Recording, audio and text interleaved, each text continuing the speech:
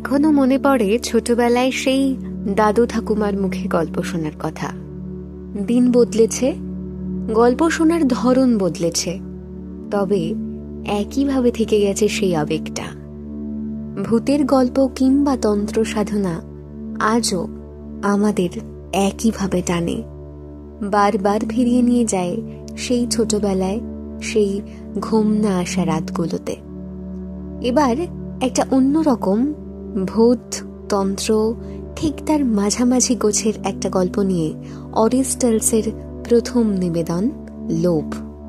পুরো গল্প শুনে গল্প কেমন লাগলো তা জানাতে একেবারেই ভুলবেন না। শুনবেন অরিস্টলসের প্রথম নিবেদন আশিস সামন্তর লেখা লোভ।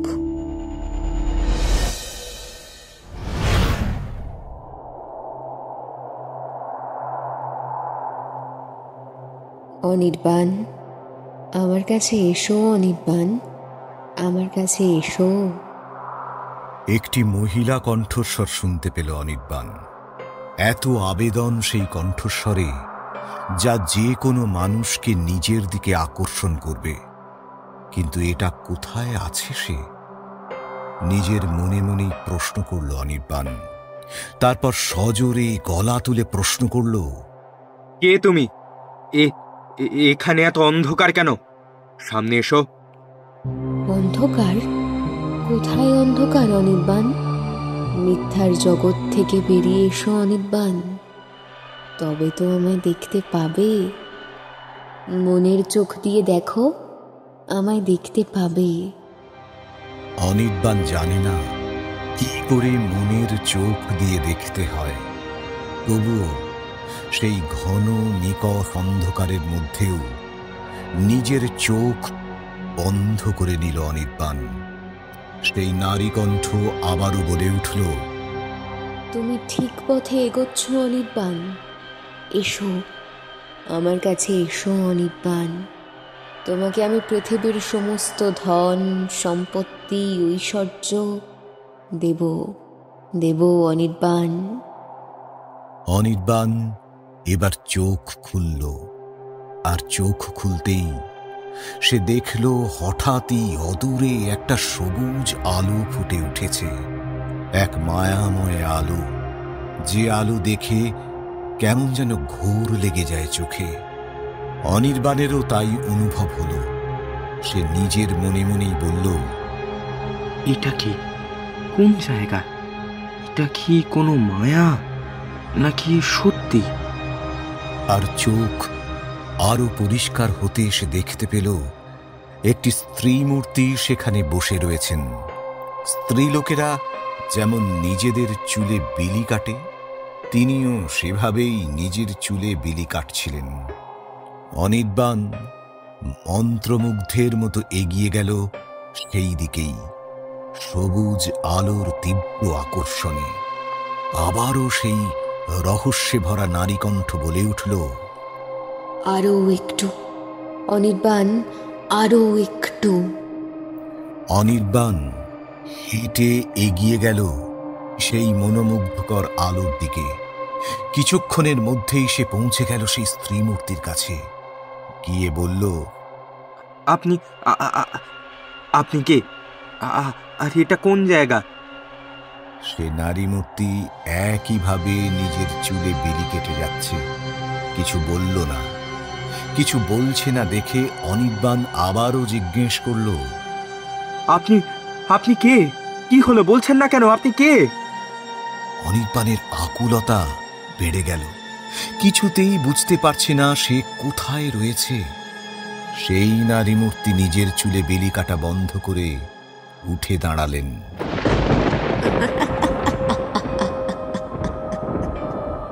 হঠাৎই আকাশ বাতাস কাঁপিয়ে বিশ্রী হাসি হেসে উঠল সেই নারী মূর্তি। সেই হাসি শুনে অনির্বাণের অন্তরাত্মা কেঁপে উঠল। সাধারণ মানুষ এভাবে হাসতে পারে না, কিন্তু ওকে দেখে তো সাধারণ মানুষ বলে মনেও হচ্ছে না। খুব যশের লোভ না রে তোর? তাও আবার তন্ত্র সাধনার মতো গূঢ় বিষয় নিয়ে ছেলে খেলা করিস? ধন সম্পত্তি করতে চাস? এই গ্রহবিদ্যা সর্বসম্মুখে এনে সূত্রে যা, নইলে। কেমন যন্ত্রের মতো কথাগুলো বলে সেই নারী মূর্তি থামলেন। অনির্বাণ কেমন যেন ঘামতে শুরু করেছে। সে ভয় পেয়ে বলল, না হলে কি হবে? হঠাৎই সেই নারী মূর্তি ঘুরে দাঁড়ালো অনির্বাণের দিকে। নারী মূর্তিকে দেখে অনির্বাণের শরীর রক্তশূন্য হয়ে গেল। এই বিভৎস রূপ দেখছে সে, নিজের চোখে বিশ্বাস করতে পারল না। এ কোনো নারী মূর্তি নয়, এ যে এক পিশাচিনী। এ কি বিভৎস রূপ দেখছে, সে নিজের চোখকে বিশ্বাস করতে পারল না। এ কোনো নারী মূর্তি নয়, এ যেন এক পিশাচিনী। কি বিভৎস তার মুখ! কদাকার ভয়াল দন্ত বিকশিত সেই নারী মূর্তি দেখলে হৃৎপিণ্ড বাইরে চলে আসে। সেই নারী মূর্তি আচমকাই উড়ে এসে অনির্বাণকে ধাক্কা মেরে ফেলে দিয়ে বুকের উপর এসে বসে পড়ল। সেই কদাকার দর্শনা পিশাচিনীর ভার সে নিতে পারছে না। তার বুক ফেটে যাচ্ছে, মনে হচ্ছে তার হাতের ভারে। না হলে? আবার জিজ্ঞেস করছিস না হলে কি হবে? গুপ্তবিদ্যা সবার সামনে এনে যে পাপ তুই করেছিস, সেটার একটাই শাস্তি। তোর যে মস্তিষ্ক থেকে এই পাপ চিন্তা বেরিয়েছে, সেই মাথা আমি উপড়ে ফেলবো এইভাবে। বলে নিজের তীক্ষ্ণ নখরযুক্ত ডান হাত দিয়ে অনির্বাণের চুল টেনে ধরে টান দিতে লাগলো। সে কি তীব্র টান! বাম হাত দিয়ে গলাটা টিপে ধরল অনির্বাণের। অনির্বাণের মনে হলো সত্যি সত্যি গলাটা ছিঁড়ে বেরিয়ে যাবে। অনির্বাণ চিৎকার করে উঠল, ছেড়ে দাও, ছেড়ে দাও আমায়, ছেড়ে দাও। ধরফড়িয়ে বিছানা ছেড়ে উঠে পড়ল অনির্বাণ। সত্যি ঘেমে উঠেছে অনির্বাণের শরীর। নিজের গলায় হাত রাতে লাগলো। না, কেউ উপড়ে দেয়নি গলাটা। তাহলে এটা কি সবটা স্বপ্ন ছিল? এত এত এত বিভৎস স্বপ্ন হতে পারে? মনে মনে ভাবল অনির্বাণ। বিছানা ছেড়ে উঠে পড়ে অনির্বাণ। ব্যালকনিতে গিয়ে দাঁড়ালো সে। অধ্যাপক ও লেখক অনির্বাণ গুহ। গত 5 বছর ধরে কলেজে পড়াশোনার সঙ্গে সঙ্গে লেখালেখি করাও শুরু করেছে সে। লেখালেখি করে বেশ নাম, যশ, সম্মান রোজগার করেছে অনির্বাণ গুহ। অর্থও এসেছে প্রবল। প্রথম প্রথম যেসব লেখালেখি করত অনির্বাণ, সেগুলো সেরকম সাড়া পেত না। হঠাৎ একদিন তার বন্ধু বিদেশের পরামর্শে তন্ত্র নিয়ে লিখতে শুরু করল অনির্বাণ। খুবই সাধারণ মধ্যমানের একটি লেখা। নিজেও সেই লেখাটা লিখে সন্তুষ্ট হতে পারেনি অনির্বাণ। কিন্তু ভাগ্যের খেলা যে অন্য মোড় নিতে চলেছে, সেটা অনির্বাণ বুঝতে পেরেছিল লেখাটি প্রকাশিত হওয়ার পর। সোশ্যাল মিডিয়ায় অজস্র পাঠক বন্ধুর বার্তা, শুভেচ্ছা আসতে থাকে। ধীরে ধীরে সোশ্যাল মিডিয়ার বন্ধুবৃত্তে থাকা অচেনা মানুষগুলো অনির্বাণের আপনজন হতে সচেষ্ট হয়। ফলোয়ার্স এক রাতের মধ্যে 10 গুণ বেড়ে যায়। এসব দেখে অনির্বাণের অবাক হওয়াটা স্বাভাবিক, কারণ যে লেখা নিয়ে সে গর্ব করত, সেগুলোর কেউ দাম দিল না। আর একটা তুচ্ছাতি তুচ্ছ লেখা লিখে এত মান কিভাবে সম্ভব? কিন্তু লেখকের এক গতে চলাটা বোধহয় পাঠকগুলো মেনে নেয় না। তাই সে পড়াশোনা শুরু করল তন্ত্রবিদ্যা এবং তন্ত্রের নিগূঢ় তত্ত্ব নিয়ে। আর তার নির্যাসটুকু ঢেলে দিতে লাগলো তার গল্পের মধ্যে। ব্যাস, ওতেই কাজ হলো। পাঠকেরা তার সহজ সরল লেখা, তন্ত্রের জ্ঞান ও সূক্ষ্মাতি সূক্ষ্ম তত্ত্ব ভালোবাসতে শুরু করল। নামডাক আস্তে আস্তে ছড়িয়ে পড়ল অনির্বাণের। কিছুদিন পরেই এক প্রকাশনী নিজে থেকে যোগাযোগ করে তার সঙ্গে দেখা করল। তাদেরও ডিমান্ড এক, তন্ত্র সাধনার উপর ফিকশন প্রয়োজন। সেটা উপন্যাস হতে পারে, গল্প সংকলন হতে পারে, কিন্তু তন্ত্র নির্ভরই হতে হবে।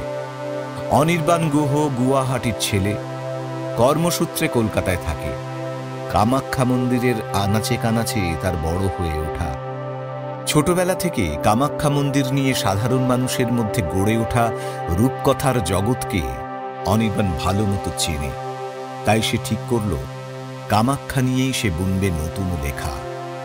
1 মাসের মধ্যে কামাখ্যার উপর একটি উপন্যাস নামিয়ে ফেলল অনির্বাণ। প্রকাশকের পড়তে 7 দিন লেগেছিল। প্রকাশকের না ভালো লেগে যাবে কোথায়? ব্যাস, আর ফিরে তাকাতে হয়নি অনির্বাণকে।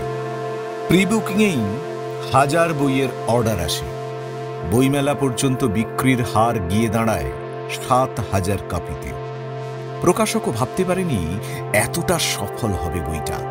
ভেবেছিল খুব বেশি হলে 500-600 কপি বিক্রি হবে, কিন্তু দেশ বিদেশ থেকে যে এতটা সাড়া পড়বে বুঝতে পারেনি প্রকাশক কিংবা স্বয়ং লেখকও।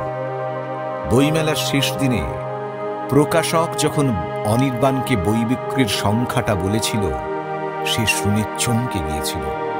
তারপরে অনির্বাণ চমকেছিল পয়লা বৈশাখে প্রথম রয়্যালটির টাকা হাতে পেয়ে। তারপর আর থেমে থাকেনি অনির্বাণের কিবোর্ড আর তন্ত্র নিয়ে পড়াশোনা। এই সবই সিগারেট খেতে খেতে ব্যালকনিতে দাঁড়িয়ে ভাবছিল অনির্বাণ। এখন মধ্যরাত, আজ আবার পূর্ণিমা। আকাশে একটা গোল চাঁদ উঠেছে, চারদিকটা আলোয় আলো হয়ে রয়েছে। মনে মনে সে ভাবল, ধুর, এই তন্ত্র নিয়ে লেখালেখি পড়াশুনো করতে করতে যেন সবসময় সেই সবই মাথার মধ্যে আসছে। অবচেতন মনেও তন্ত্র বিষয়ক ক্যারেক্টাররা ঘোরাফেরা করছে। না, এবার অন্য লেখালেখি নিয়েও ভাবতে হবে যা দেখছি। একবার কি তোর কি মনে হয়, তন্ত্র নিয়ে না লিখলে তোর অন্য লেখাগুলো মানুষ নেবে? তোর লেখা পছন্দ করবে? বিদেশ অনির্বাণের উদ্দেশ্যে কথাগুলো বলল।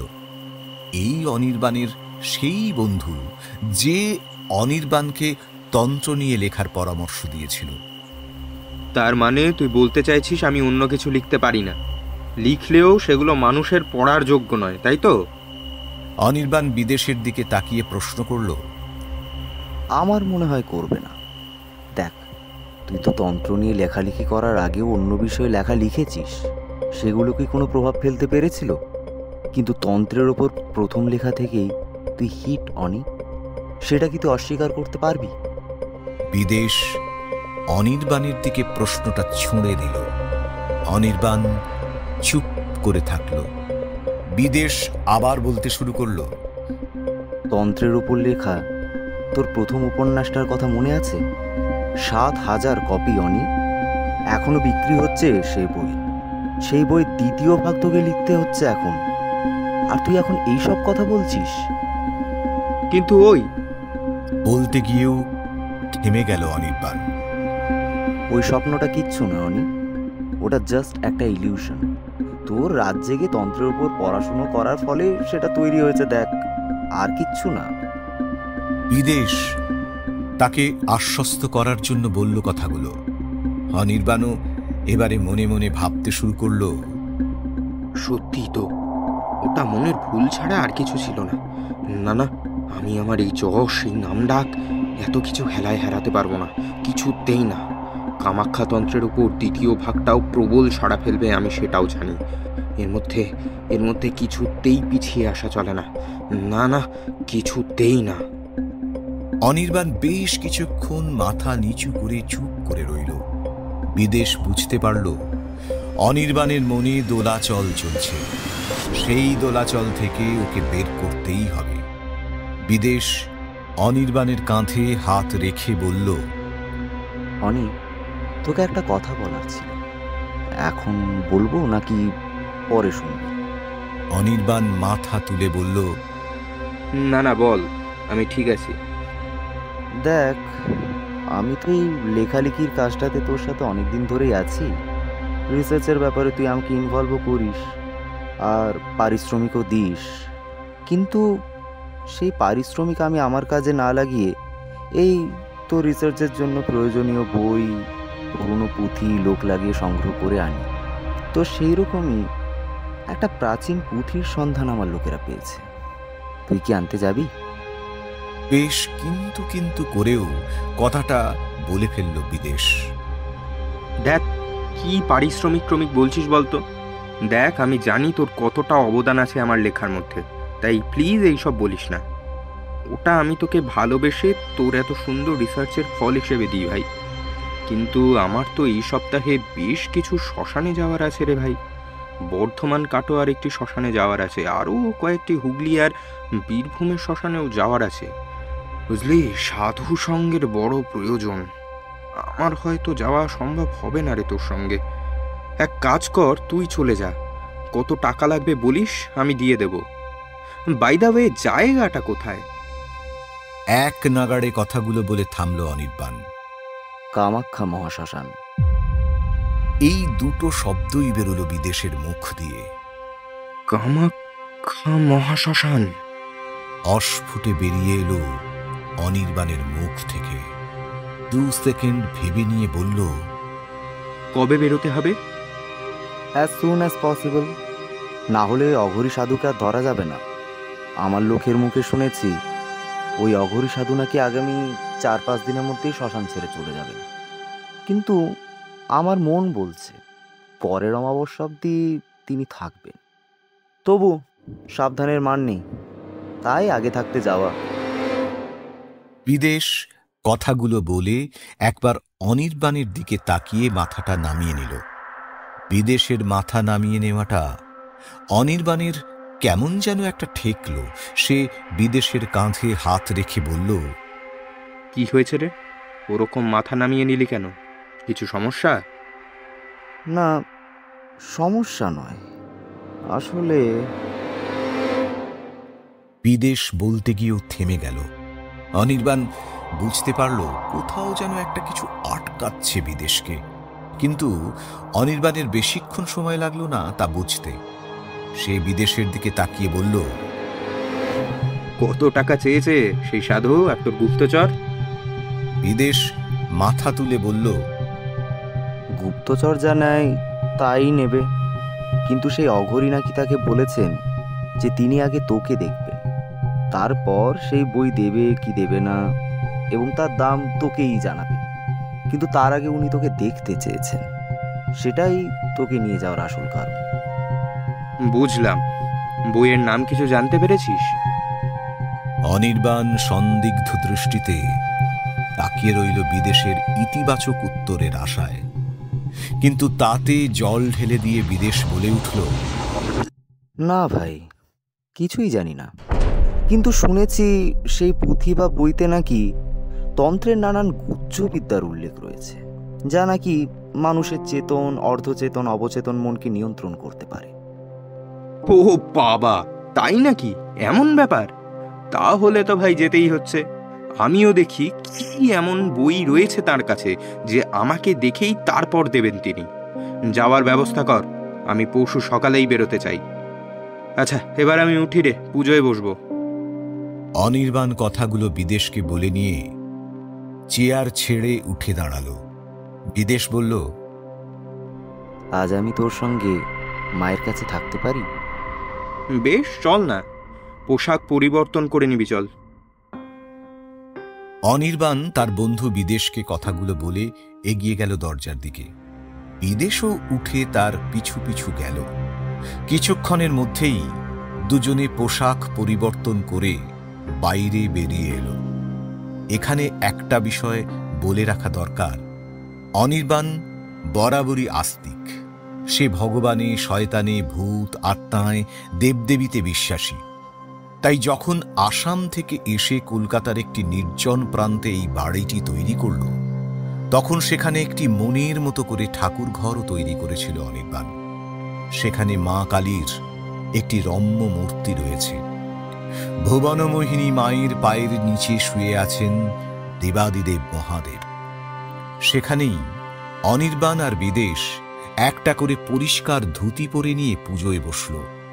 সেই স্বপ্নটা দেখার পর থেকেই অনির্বাণের মন একটু অশান্ত হয়েছিল। তখনই ভেবেছিল সে আজ মায়ের পুজো করবে। তাই অনির্বাণের কাজের লোক সীমাকে অনির্বাণ আগে থেকেই ভোগ তৈরি করতে বলেছিল। অনির্বাণ নিজে ব্রাহ্মণ হওয়ায় পূজাবিধি সবটাই জানে, তাই সে নিজেই পুজো করল। পাশে বসে বিদেশ তাকে সব হাতে হাতে এগিয়ে এগিয়ে দিল। কাঁসর ঘণ্টা বাজিয়ে আড়ম্বরে পুজো সারল অনির্বাণ। পুজো শেষে অনির্বাণ বলল, মাগো, আমি শুধু আজীবন অধ্যাপনার পাশাপাশি ভালো লেখক হতে চেয়েছি মা। তার জন্যই আমি তন্ত্রের মন্ত্র, আমার জীবনে সাধুসঙ্গের প্রভাব, আমি যত শ্মশানে ঘুরে বেরিয়েছি, যত সাধুসঙ্গ করেছি, তাই নিয়েই লিখে গেছি। দেখো মা, যেন আগামী দিনেও শুধুই লিখে যেতে পারি আমি। আমার লেখাটাই কাজ মা, তন্ত্রের বা তন্ত্রশাস্ত্রের অপমান করা না। তাই তুমি দেখো মা, তুমি দেখো। বিদেশ অনির্বাণের কাঁধে হাত রেখে বলল, ভাই, তুই যে কোনো অপমান করছিস না সেটা মাও জানেন, আর জানেন বলেই মা তোর উপর কৃপা বর্ষণ করছেন। সেটা কি তুই বুঝতে পারছিস না? কি একটা স্বপ্নের জন্য এত ভয় পেয়ে যাবি তুই? ভীত নই রে ভাই, ভীত নই, শঙ্কিত।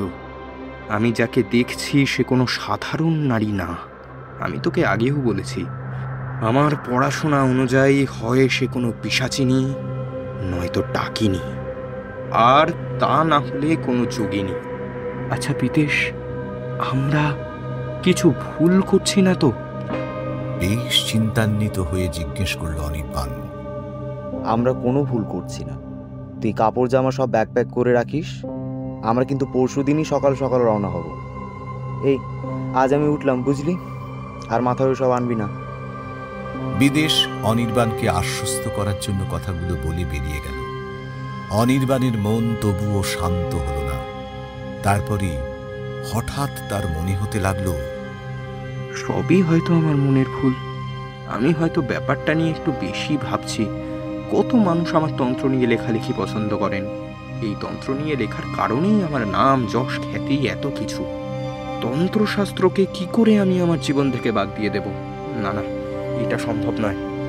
আমি তন্ত্রশাস্ত্র নিয়েই লিখবই। কেউ আমাকে আটকাতে পারবে না। আমি লিখবই। সেদিন রাতে আর কোনো স্বপ্ন দেখল না অনির্বাণ।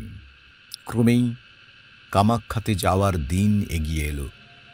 গাড়ি নিয়ে বেরিয়ে পড়ল বিদেশ ও অনির্বাণ। সঙ্গে দুজন ড্রাইভার এবং ওদের সহকারীও। দুজন ড্রাইভার পালা করে গাড়ি চালাবে, সেই হিসেবেই বিদেশ এনেছে ওদের। কামাখ্যা পৌঁছতে ওদের সম্পূর্ণ একটা দিন সময় লাগলো। গাড়িটা এসে থামল মা কামাখ্যা হোটেলের কাছে। বিদেশের সেই খবর দেওয়া লোকও এসে পৌঁছল সেই হোটেলে। হোটেল রুম আগে থেকেই বুক ছিল, তাই অসুবিধা হলো না। হোটেল রুমে ঢুকে বিছানায় বসে অনির্বাণ বিদেশের সেই লোককে জিজ্ঞেস করল, তা ভায়া, নাম কি তোমার? আগে ওই মোহনদাস ফুকন কথা। বিদেশের সেই লোক বলল, তা মোহন সেই অঘরীর সন্ধান তুমি পেলে কি করে? আর কি বই বা তার কাছে আছে, তুমি কিছু জানো? আগে কথা, আমি কামাখ্যা মহাশ্মশানের একজন ডোম বটে। আমি বহু তান্ত্রিকের সেবাও করেছি। একদিন সেই মহাশ্মশানেই সেই অঘরী তান্ত্রিকের সঙ্গে আমার পথ চলতে চলতে ধাক্কা লেগে যায়। তখনই তার ঝোলা থেকে অনেকগুলো পুঁতি মাটিতে পড়ে যায়। সাধারণত অঘরী তান্ত্রিকদের রাগ ভীষণ থাকে বটে, কিন্তু দেখলাম সেই তান্ত্রিকের কোনো রাগই হলো না। আমি ক্ষমা চেয়ে যেই বইগুলো তুলে দিতে গেলাম, মোহনদাসের চোখ বিস্ফারিত হয়ে গিয়েছে। সে এসি ঘরেও রীতিমতো ঘামছে দেখে অনির্বাণ তাকে বলল, শরীর খারাপ লাগছে মোহন? মোহনের সম্বিত ফিরল। সে বলল, না কর্তা, আমি ঠিক আছি। বইটা তুলতে কি হয়েছিল মোহন? এবারে বিদেশ জিজ্ঞেস করল, বইটাতে হাত দিতেই আমার শরীরের মধ্যে দিয়ে যেন বিদ্যুৎ খেলে গিয়েছিল কর্তা। প্রায় 2 হাত দূরে সিটকে ফেলে দিয়েছিল আমাকে। আমি আমি তো না বুঝেই হাত দিয়েছিলাম, কিন্তু হাত দিতেই বুঝলাম কোনো সাধারণ পুঁতি ছিল না কর্তা। মোহন বেশ ভয় মিশ্রিত কণ্ঠে কথাগুলো বলে গেল। অনির্বাণ তাকে বলল, ঠিক আছে মোহন, এরপরে তুমি কি সেই অঘরীর সঙ্গে সাক্ষাৎ করেছিলে? আর এই জগতে আমাদের মান না থাকলেও মহা শ্মশানের ভিতরে আমাদের বেশ মান আছে কর্তা। সেই পুঁতিটি ছুঁয়ে আমার ওরকম অবস্থা হওয়ায় সেই অঘরী মৃত্যু হেসেছিলেন সেদিন। তারপর নিজেই তা গুছিয়ে নিতে নিতে গম্ভীর কণ্ঠে বলেছিলেন, আমার সেবা করবি মোহন দাস? আমি তো অবাক হয়ে গিয়েছিলাম যে সেই অঘরী আমার নামও জানেন। আমি হামাগুড়ি দিয়ে তার পায়ে গিয়ে পড়লাম, বললাম, করব বাবা, অবশ্যই করব। সেই অঘরী হেসে বলেছিল, তোর তো পরিবারে খুব সমস্যা, তাই না? এই নে, এটা রাখ। তোর বউকে এটা দিয়ে কালকে রাতে আমার কাছে চলে আসবি। 1-2 সপ্তাহ আমার সঙ্গে থাকবি, যা বলবো করবি। ভয় নেই, তুই মরবি না। আমার একটা মরা লাগবে, যার উপর বসে আমি মায়ের সাধনা করব। তুই সেটা জোগাড় করে দিবি, আর আমায় পাহারা দিবি যেন কেউ আমার কাছে না আসতে পারে। যা, বউকে এটা দিয়ে কাল চলে আয় আমার কাছে, আর বাড়িতে বলে আসবি 2 সপ্তাহ ওই টাকা দিয়ে চালিয়ে নিতে। তোর খাওয়া দাওয়ার ভার সব আমার। পারবি তো আমার সঙ্গে থাকতে? হ্যাঁ, ভয় পাবি না তো? জয় মা কালী, জয় মা কালী, জয় মা কালী। আমিও রাজি হয়ে গিয়েছিলাম। 1 থলে টাকা দিয়ে আমাকে পাঠিয়ে দিয়েছিলেন বাড়ি। আমিও বাড়িতে টাকা দিয়ে এসে সেদিন রাতেই ফিরে গিয়েছিলাম সেই মহা শ্মশানে বেওয়ারিশ মরা জোগাড় করতে। তারপর মরা জোগাড় করে পৌঁছে গিয়েছিলাম সেই অঘরীর ডেরায়, আরো গভীর মহা শ্মশানে। আমার হাতে একখানা কি তাগা পরিয়ে দিয়ে বলেছিল, শোন বেটা, আমি যেসব ক্রিয়া এখানে করতে চলেছি তাতে জীবনের বিপদ অনেক। তোর ওপরও আক্রমণ নেমে আসতে পারে। যোগিনী ডাকিনীরা ছলা কলায় তোর ক্ষতি করতে পারে। নিজেকে সংযত রেখে এখানে পাহারা দিবি। তোর গলায় আর হাতে 2 মন্তব্যুত তাগা লাগিয়ে দিলাম। ভুলেও এগুলো খুলবি না, কখনো না। কথাটা মাথায় থাকে যেন।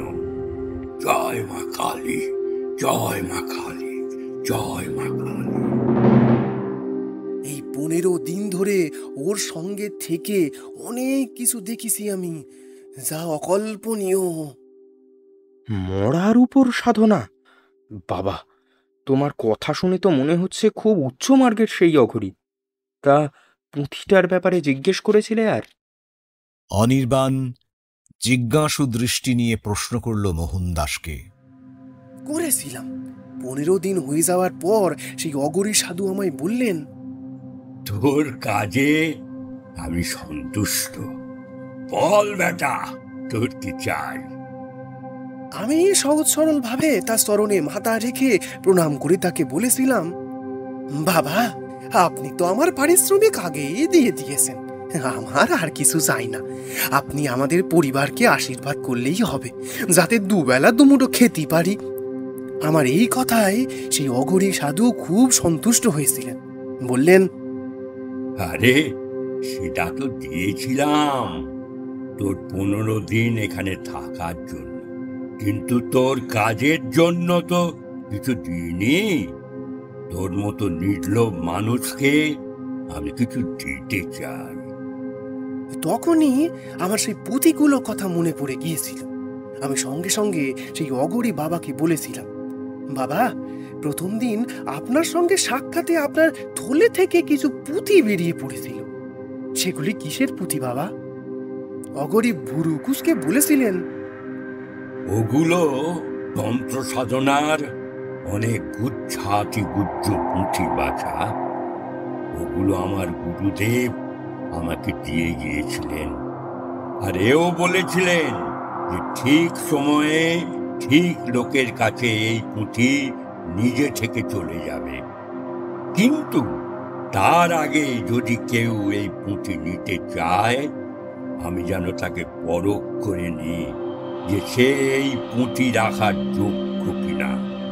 কিন্তু তুই হঠাৎ সেই পুঁথি নিয়ে জিজ্ঞাসা করছিস কেন বাছা? আমি তখনই আপনার বিষয়টা সবটা তাকে বলি, এমনকি এও বলি যে উপযুক্ত মূল্যের বিনিময়ে আপনি পুঁথিগুলি নিয়ে নেবেন। তিনি সবটা শুনে মৃদু হেসে বললেন, অর্থ দিয়ে সবকিছু পাওয়া যায় না বাছা। এ হচ্ছে শক্তি সম্পন্ন পুঁথি বাছা। আশা করি তোর থেকে বেশি ভালো সেটা কেউ বুঝেনি। ঠিক আছে, তাকে এখানে আসতে বল।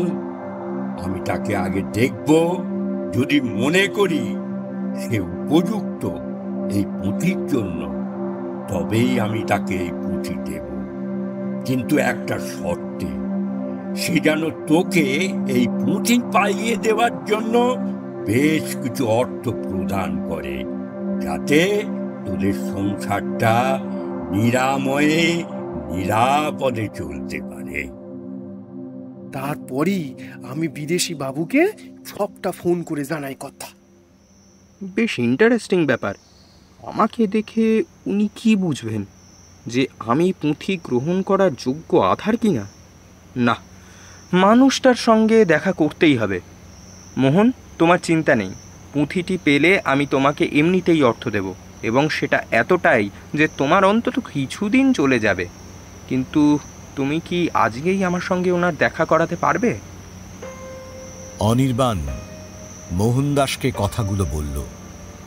পারবো কথা, কিন্তু আমি পথটা দেখিয়ে দিতে পারবো, কারণ সেই অগরী সাধু আপনাকে একা যেতে বলেছেন সেখানে।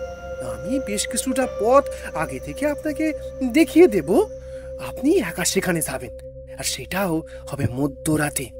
আপনি পারবেন তো? মোহনদাস কুণ্ঠা ভরে জিজ্ঞেস করল অনির্বাণকে। পারতে তো আমাকে হবেই মোহন। অনির্বাণ উত্তর দিয়েছিল। মোহনদাস আবার বলল, বেশ, তাহলে আজ রেডি তৈরি থাকবেন কথা, আমি চলে আসবো। মোহনদাস এই কথাগুলো বলেই চলে গেল।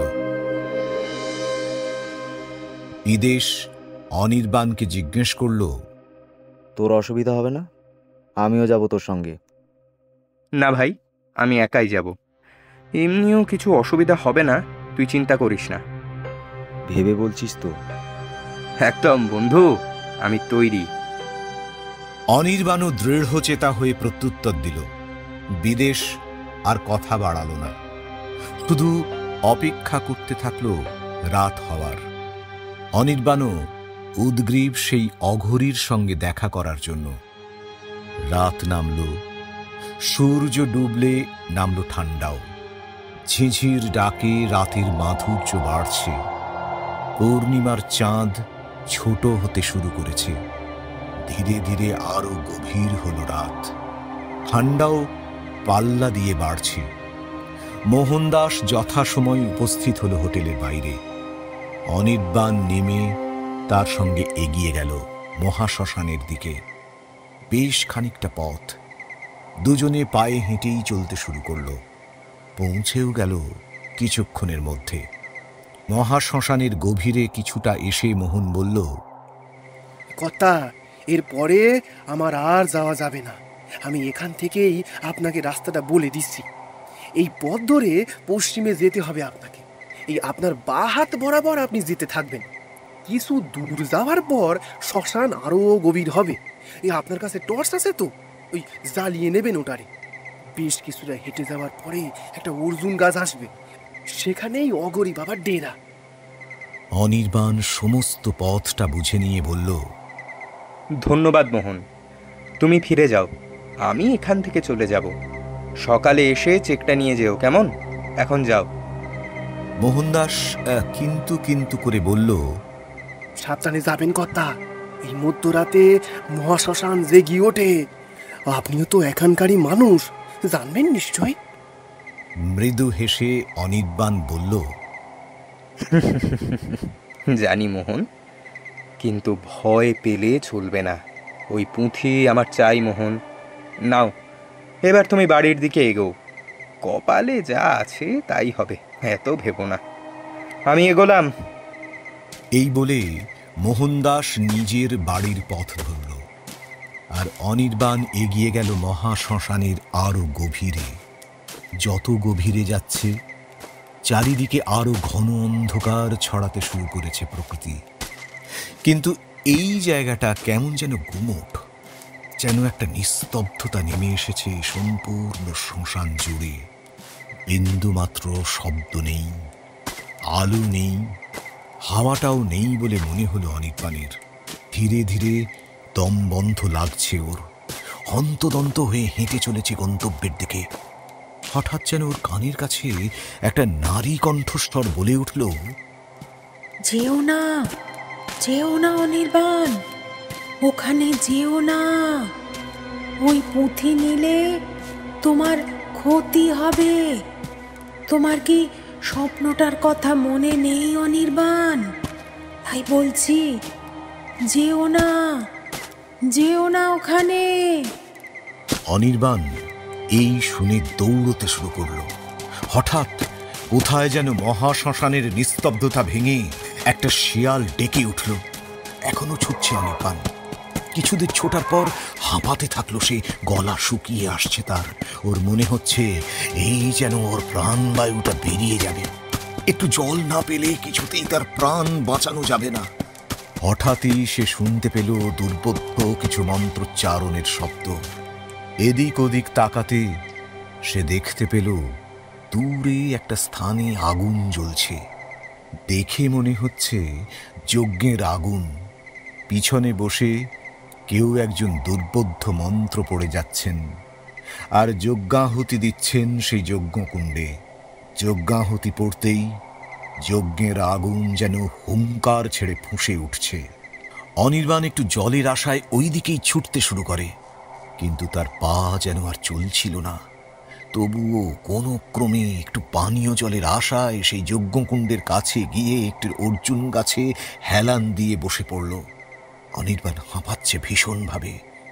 সে দেখল সামনেই এক সাধক গলদগম্ভীর কণ্ঠে অবদ্ধ মন্ত্র পাঠ করে যাচ্ছে একাগ্রচিত্তে। পরিবেশটা যেন গমগম করছে সেই সাধকের ভারী কণ্ঠস্বরে। অনির্বাণের মনে হল কিছুক্ষণ আগে যে জঙ্গলে প্রাণের অস্তিত্বটুকু ছিল না, সেই জঙ্গল যেন এখন জেগে উঠেছে। শুধু তাই নয়, সেই গুমোট পরিবেশটাও এখন আর নেই। এখন আর অনির্বাণের দম বন্ধ লাগছে না, মৃদুমন্দ বাতাসও বইছে মনে হলো। হঠাৎ সেই সাধকের কণ্ঠস্বর থেমে গেল, থেমে গেল তাঁর যজ্ঞাহুতিও। ধীরে ধীরে চোখ খুললেন তিনি। অনির্বাণ তাকে চোখ খুলতে দেখে হাত জোড় করে তাঁর সামনে সোজা হয়ে বসলেন। সেই সাধক অনির্বাণের দিকে তাকিয়ে বললেন, তুই এসেছিস? এত বিলম্ব হলো কেন? অনির্বাণ অবাক হয়ে গেল। সেই সাধক এমন করে কথা বলছে যেন তার কতদিনের চেনা সে। অনির্বাণ বেশ বিস্মিত হয়েই জিজ্ঞেস করল, বাবা, বাবা আপনি কে? আপনি কি আমাকে চেনেন? সাধকের ঠোঁটের কোণে মৃদু হাসি ফুটে উঠল। সেই সাধক অনির্বাণের দিকে তাকিয়ে বলল, তন্ত্র নিয়ে পড়াশোনা করিস, লেখালেখি করিস, কিন্তু বাবা তন্ত্র তো গুচ্ছ বিদ্যা, গুরুমুখী বিদ্যা। এভাবে সেটাকে বাইরে প্রচার করা উচিত নয়, করিস না। না হলে অনির্বাণ বলল, না হলে কি হবে বাবা? এতে তোর ক্ষতি হবে। এই বিদ্যা যে গ্রহণ করে তার মধ্যেই সে রাখে, আর না রাখতে পারলে এই বিদ্যার রক্ষীরা তার অস্তিত্ব বিনাশ করে দেবে। তখন আর কিচ্ছু করার থাকবে না। জয় মা, জয় মা, জয় মা। কিন্তু বাবা, এখানে কোনো কিন্তু স্থান নেই বাছা। আমার কথা বোঝার চেষ্টা কর। তুই ফিরে যা কলকাতায়। বাবা, আমি সেই পুঁথি না নিয়ে তো ফিরবো না। আপনার পায়ে পড়ছি, সেই পুঁথি আমাকে দিন। অনির্বাণ মিনতি করতে থাকল। সেই অঘরী তার দিকে এক দৃষ্টে দেখতে থাকল। দেখার পর কি ভেবে তার সামনে নিজের থলে থেকে পুঁথি দুটো বের করে ওর সামনে রাখল। তারপরেই ঘটল সেই চমৎকার। অঘরীতান্ত্রিক কিছু বলার আগেই সেই পুঁথিগুলো থেকে নীল আভা বেরোতে থাকল। অনির্বাণ অবাক দৃষ্টিতে সেই বিস্ময় দেখতে থাকল। চমক এখনো বাকি ছিল। দুজনেই দেখল সেই পুঁথিগুলি ধীরে ধীরে শূন্যে ভাসতে শুরু করেছে। তারপর ধীরে ধীরে এগিয়ে গেল অনির্বাণের দিকে। অনির্বাণ হাত পাততেই তার হাতের উপর গিয়ে বসে পড়ল সেই পুঁথিগুলো। যজ্ঞকুণ্ডের জ্বলন্ত আগুনের শব্দ ছাড়া কিছুক্ষণ আর কিচ্ছু শোনা গেল না।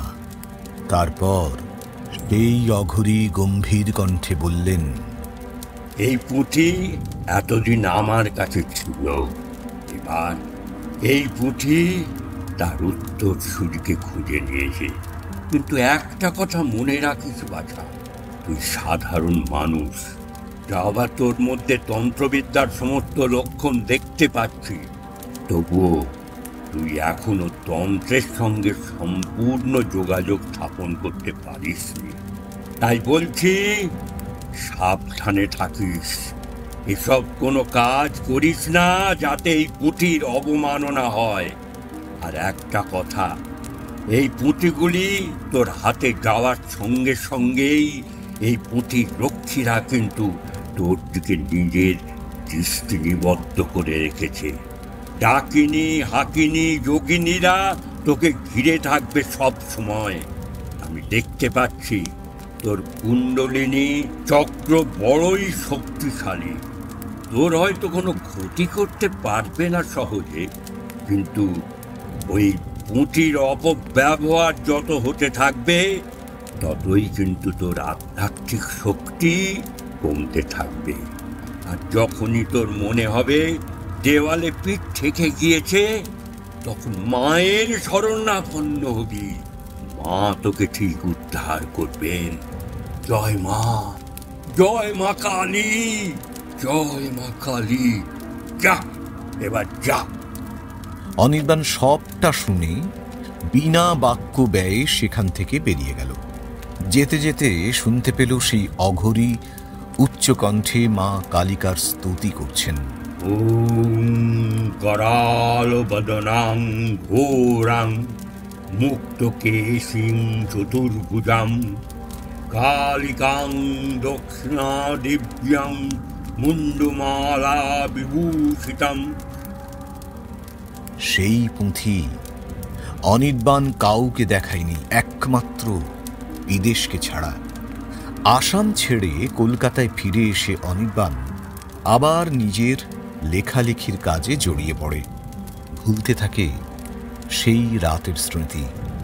সেই পুঁথি অনির্বাণ বহুবার পড়েছে, বহু তথ্যও পেয়েছে, কিন্তু কোথাও লেখেনি। একদিন বিদেশ তাকে বলে, ভাই, তোর ওই পুঁথিগুলো এনে কি লাভ হলো বল দেখি? তুই তো সেগুলোর কিছুই ব্যবহার করছিস না। আরে, আমি তো তোকে আগেও বলেছি ওগুলো লেখা মানা আছে। দোষ মানা আছে? এই তুই লেখ তো, কিচ্ছু হবে না। দেখ, নতুন নতুন তথ্য পেলে তোর পাঠকরা তোকে আরও বেশি করে চাইবে। বোকামো করিস না। বিদেশ বলে গেল কথাগুলো। ঠিক আছে, দেখছি বলে তখনকার মতো চেপে গেল ঠিকই অনির্বাণ, কিন্তু তার মনেও পাঠকের ভালোবাসা, বিশেষ করে টাকা রোজগারের লোভ দৃঢ় হলো। সে ভাবল, সত্যি তো, কি হবে তা ভেবে কাজ নেই, লিখে ফেলা যাক এই বইয়ের তথ্য দিয়ে। যে ভুলটা করতে মানা করেছিলেন অঘরীতান্ত্রিক, সেই ভুলই করে বসল অনির্বাণ। এই গুচ্ছ বইয়ের তত্ত্ব, যন্ত্রের চিহ্ন ব্যবহার করে একটি উপন্যাস লিখে ফেলল সে। সব ঠিকঠাকই চলছিল। পাঠকেরা আবারও ধন্য ধন্য করল অনির্বাণের। প্রকাশক প্রেস কনফারেন্স করে পুরস্কার দিল অনির্বাণকে, সঙ্গে তার হাতে তুলে দিল রয়্যালটির টাকা। এরপরেই অটোগ্রাফ নিতে উপচে পড়ল পাঠকের ভিড়। সেখানেই কোনো এক মহিলা অনির্বাণ বলে ডাকতেই অনির্বাণের সেই নারী কণ্ঠস্বর ভীষণ চেনা মনে হলো। সেই ডাকের দিকে ঘুরে তাকাতেই দেখল সে অপূর্ব সুন্দরী এক মহিলা ভক্ত তার দিকে তাকিয়ে মিটি মিটি হাসছে। বাড়িয়ে দিয়েছে তার খাতা। অনির্বাণ তার দিকে তাকিয়ে রইল কিছুক্ষণ, মেপে নিল উপর থেকে নিচ পর্যন্ত। এমন অপরূপ সুন্দরী সে বোধহয় এর আগে কখনো দেখেনি। কথায় বলে, মানুষের খ্যাতি বাড়লে মানুষের রিপুরও বদল হতে থাকে, আর রিপুতে গ্রাস করলে তার সর্বনাশ নিশ্চিত। সেটা জেনেও রিপুর আগুনে ঝাঁপ দেয় মানুষ। সেই সুন্দরী মেয়ের পটল চেরা চোখ, কোমল অধর, নিটোল বক্ষ, মখমলের মতো কোমর ছাপানো কেশ দেখে নিজেকে ধরে রাখতে পারল না অনির্বাণ। সবার খাতা ছেড়ে তার খাতাতে আগে সই করতে এগিয়ে গেল অনির্বাণ। নাম জিজ্ঞেস করতে সে বলল, আমার নাম মহালক্ষ্মী। নামটা শুনে প্রথমে অবাক হলেও পরে সই করে দিল ওই নামে। বই প্রকাশ, সইদানের পর অনুষ্ঠান চলছিল, কিন্তু অনির্বাণের চোখ ছিল মহালক্ষ্মীর দিকে। তাকে পাওয়ার আগুন তাকে যেন ভিতর থেকে জ্বালিয়ে দিচ্ছিল। এক সময় অনুষ্ঠানেই তার সঙ্গে নিভৃতে কথা বলার সুযোগ পেল অনির্বাণ। অনির্বাণই জিজ্ঞেস করল প্রথমে, আপনি কোথায় থাকেন? এই আসাম, গুয়াহাটি। সংক্ষেপে উত্তর দিল মহালক্ষ্মী। তা এখানে কোথায় থাকবেন? কোথাও না, আপনার সঙ্গে দেখা করতে এসেছিলাম, হয়ে গেছে। এবার ফিরে যাব। সকালে ট্রেন আছে, রাতটা স্টেশনে কাটিয়ে ফিরে যাব। মহালক্ষ্মী উত্তর দিল। অনির্বাণ দেখল এই সুযোগ হাত ছাড়া করা যাবে না। সে বলল, আমি থাকতে আপনি স্টেশনে রাত কাটাবেন কেন? আমার বাড়িতে চলুন, সেখানে রাত কাটিয়ে সকালে আমি গাড়ি করে ছেড়ে দিয়ে আসব। মেয়েটি আপত্তি করল না। সঙ্গে সঙ্গে মেয়েটির হাত ধরে নিয়ে অনির্বাণ বেরিয়ে গাড়ি করে বাড়ি ফিরল। বিদেশ সবটা দেখলেও কিছু বলল না। উন্নতির শিখরে এখন অনির্বাণ। কত মেয়ে এরকম আসবে যাবে, সেটাই তো স্বাভাবিক। দিনের শেষে সবাই মানুষ, কিন্তু অনির্বাণের ভাবনা ছিল অন্য। সে মেয়েটিকে ভালোবেসে ফেলেছিল, সেখান থেকেই তার পাওয়ার আশা। বাড়িতে যেতে যেতে গাড়িতে আরো অনেক কিছু জেনে নিয়েছিল মেয়েটি সম্পর্কে। বাড়িতে সে একাই থাকে আসামে, বাবা মা অনেক আগেই গত হয়েছেন, আরও বিভিন্ন কথা। অনির্বাণ বেশি সময় নেয়নি। গাড়িতেই তার হাতের উপর হাত রেখে জিজ্ঞেস করে বসে, দেখো মহালক্ষ্মী, আমার তোমাকে খুব পছন্দ হয়েছে। আমার তিন কুলে কেউ নেই, তাই বলছিলাম যে তুমি কি আমাকে বিয়ে করবে? হবে আমার সহধর্মিনী? মেয়েটি শুধু ঘাড় নাড়ায়। বাড়িতে গিয়ে দুজনে দুজনের আরো কাছাকাছি আসে, মেতে ওঠে উন্মত্ত আদি খেলায়। দুজনেই দুজনের মন, ত্বক, অনুভূতিকে চিনতে থাকে নিজের মতো করে। সারা রাত চলে সেই আদিম খেলা। পরের দিন সকালে বিদেশ অনির্বাণের বাড়িতে এসে অবাক হয়ে যায় সেই মেয়েটিকে রান্নাঘরে দেখে। বিদেশ অনির্বাণকে জিজ্ঞেস করে, কি ব্যাপার ভাই? ভাবছি এবার বিয়েটা করেই নি। মহালক্ষ্মী খুব ভালো মেয়ে, ওকেই বিয়েটা করব ভেবেছি। অনির্বাণ খবরের কাগজ পড়তে পড়তে উত্তর দিল। বিদেশ বেশ অবাক হল। ভাবতে লাগলো, হঠাৎ করে এক রাতে কি হলো অনির্বাণের? সীমাদিকেও দেখা যাচ্ছে না কেন? জিজ্ঞেস করলো, এই সীমাদি কোথায় রে? আর ওই মেয়েটি রান্নাঘরে কেন? সীমাদিকে না সকাল থেকে খুঁজে পাচ্ছি না। না বলে কয়ে যাওয়ার তো মেয়ে নয় সে। ফোন করলাম, নট রিচেবল। ওর বাড়িতেও ফোন করলাম, সেখানেও যায়নি। আমি থানায় গিয়ে একটা ডায়েরি লিখে এসেছি। আর মহালক্ষ্মী নিজেই বলল যে ও সব করবে। অনির্বাণ খুবই নির্বিকারভাবে কথাগুলো বলল। বিদেশের কথাগুলো তেমন পছন্দ হলো না, কিন্তু সে বইয়ের ব্যাপারে উৎসাহ দিতেও ভুলল না। বিদেশ বলল, দেখলি তো বইটা কত সাফল্য পেয়েছে। তোকে বলেছিলাম না, গুহ্যবিদ্যা নিয়ে লেখা মানুষ নেবে। হ্যাঁ, ঠিকই বলেছিস, আরও লিখবো আমি এই বিষয় নিয়ে। অনির্বাণ বলল। আর একজন রান্নাঘর থেকে কান খাড়া করে শুনল সবটা। বিদেশের চোখ রান্নাঘরে মহালক্ষ্মীর দিকে যেতেই সে দেখল মহালক্ষ্মী তীক্ষ্ণ দৃষ্টিতে তার দিকে তাকিয়ে আছে। বিদেশ ওদিকে বেশি পাত্তা না দিয়ে বলল, মাকে পুজো দিয়েছিস? ও, তোকে একটা কথা বলা হয়নি জানিস। আমরা আসাম থেকে যেদিন এলাম সেদিন থেকে না মায়ের মন্দিরের দরজাটা এমনভাবে এঁটেছে যে আর খোলা যাচ্ছে না। কত চেষ্টা করলাম, কিছুতেই পারলাম না। ঘরটা ভাঙতে চাই না, তাই আর চেষ্টাও করিনি। বিদেশ কিছু বলল না। এরপর বেশ কয়েকদিন বিদেশের আর কোনো পাত্তা পাওয়া গেল না। ফোনও সীমাদির মতো বন্ধ। বাড়িতে গেল অনির্বাণ, সেখানেও তালা বন্ধ। অন্যদিকে অনির্বাণের শরীরেও যেন আগের মতো সেই চুত রইল না। কেমন যেন দুর্বল মনে হতে লাগল। সীমাদির বিদেশের কোনো খোঁজ না পাওয়ায় আরও যেন মনমরা হয়ে গেল। মহালক্ষ্মী তাকে বোঝাতে গেলে সে তাকেও না শোনার ভান করে। ইতিমধ্যেই মহালক্ষ্মীকে সে বিয়ে করেছে। আস্তে আস্তে তার যেন সব কিছু থেকে মন উঠে যেতে থাকল। একদিন কি মনে করে নিমতলা মহাশ্মশানে সে চলে গেল।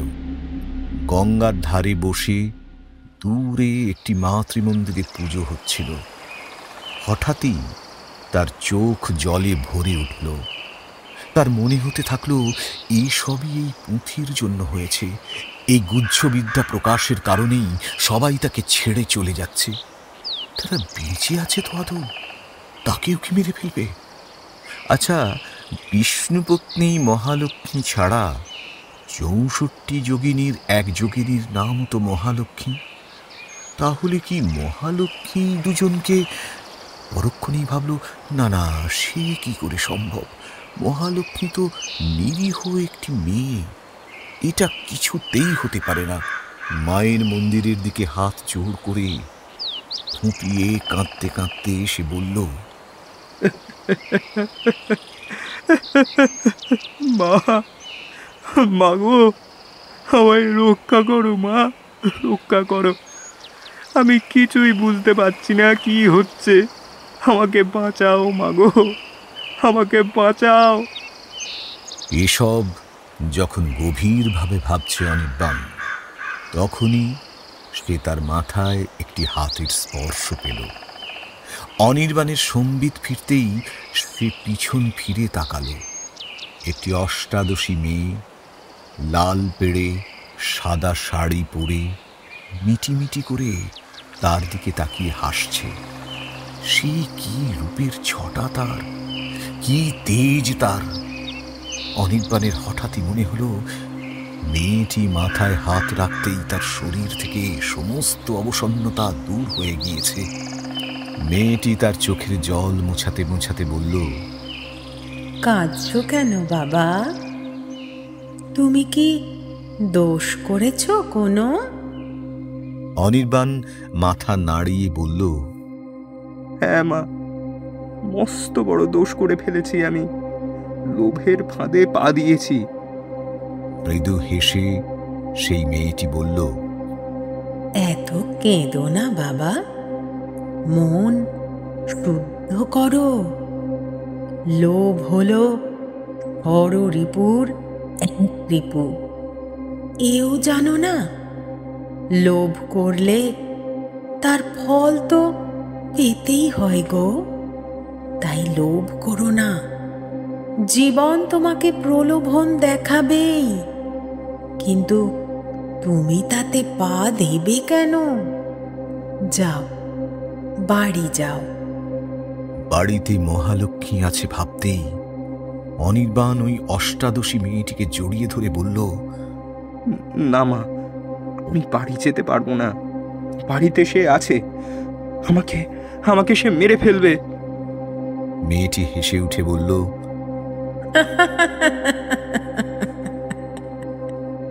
মারা কি অত সহজ গো?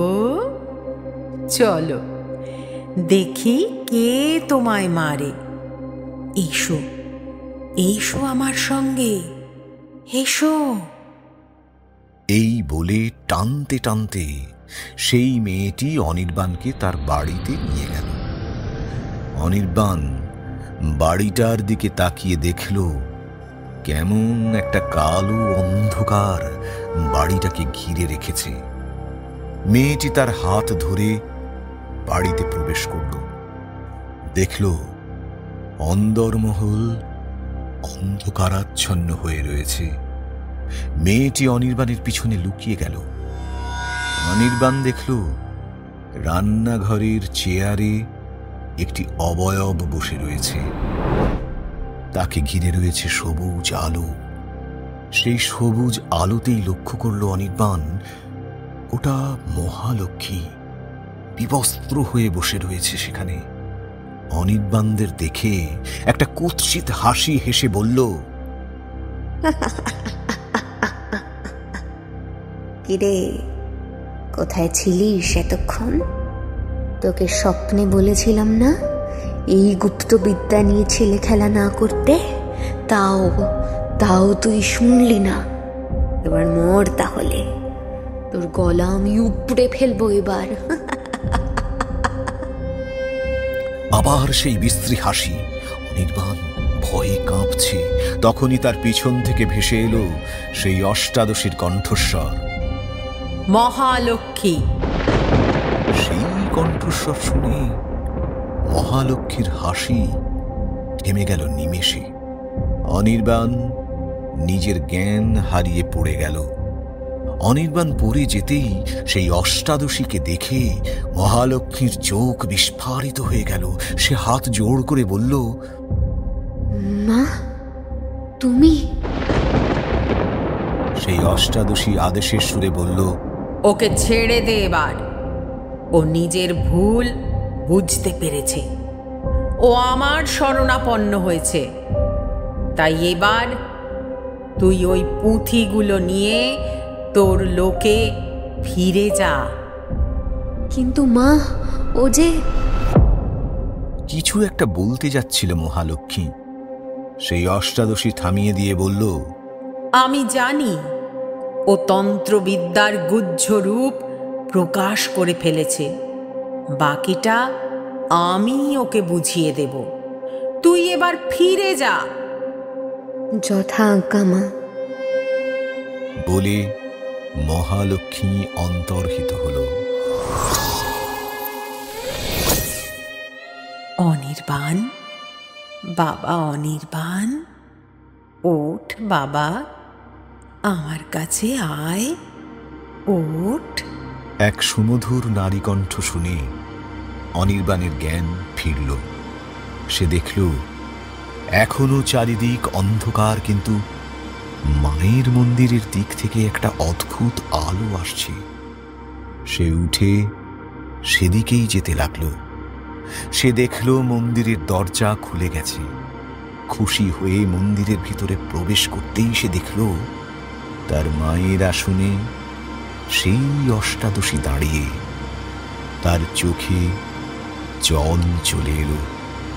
মা তাকে নিজে বাঁচাতে এসেছেন, তাকে দর্শন দিয়েছেন। সে হাঁটু গেড়ে বসে পড়ল মায়ের সামনে। সে কাঁদতে কাঁদতেই বলে উঠল, তোমার এত কৃপা মা আমার উপর, এত কৃপা। আমাকে আমাকে তুমি ক্ষমা করে দাও মা। আমি নিকৃষ্ট পাপী, তুমি আমায় ক্ষমা করে দাও। ক্ষমা করে দাও মা, ক্ষমা করে দাও। মা কালী তাকে ডেকে বলল, অনির্বাণ, তুই যে তোর ভুল বুঝতে পেরেছিস সেটাই অনেক বাবা। আর কখনো এই ভুল করিস না। তখন আমার শরণাপন্ন হলেও আমার যোগিনীরা তোকে ক্ষমা করবে না, তারা তোকে শেষ করে দেবে। আর লোভে পড়িস না বাবা, এতে তোরই বিপদ।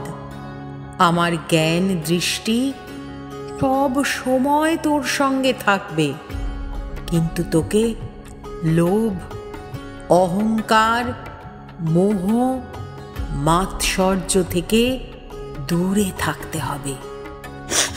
তাই হবে মা, তাই হবে। তোমার সন্তান আর এসবের ফাঁদে পড়বে না। কথা দিলাম মা, কথা দিলাম। মাথা নিচু করে অনির্বাণ প্রণাম করতেই মা কালী অন্তর্হিত হল। সেদিন থেকে অনির্বাণ আর তন্ত্র নিয়ে কোনো লেখা লেখেনি। তার অন্য লেখাও সমান প্রসিদ্ধ হয়েছে। এখন সে আর লোভ করে না। সে গভীরভাবে উপলব্ধি করেছে লোভে পাপ, আর পাপে মৃত্যু অনিবার্য।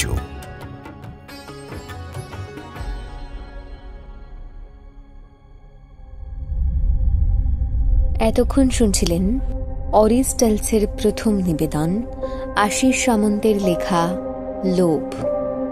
বিভিন্ন চরিত্রে অনির্বাণের ভূমিকায় অরিত্র, বিদেশ, রাহুল, মহান দাস, অচ্যুত, মা কালী, সুস্মিতা, অঘোরী, বিপ্লব, মহালক্ষ্মী, প্রিয়াশা এবং কথকের ভূমিকায় মৃন্ময়।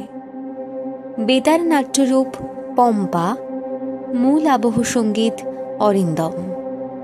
একদম অন্যরকম স্বাদের গল্প নিয়ে অরিস্টলসের এই গল্প কেমন লাগলো অবশ্যই জানাবেন, এবং অবশ্যই লাইক, ফলো আর সাবস্ক্রাইব করতে ভুলবেন না।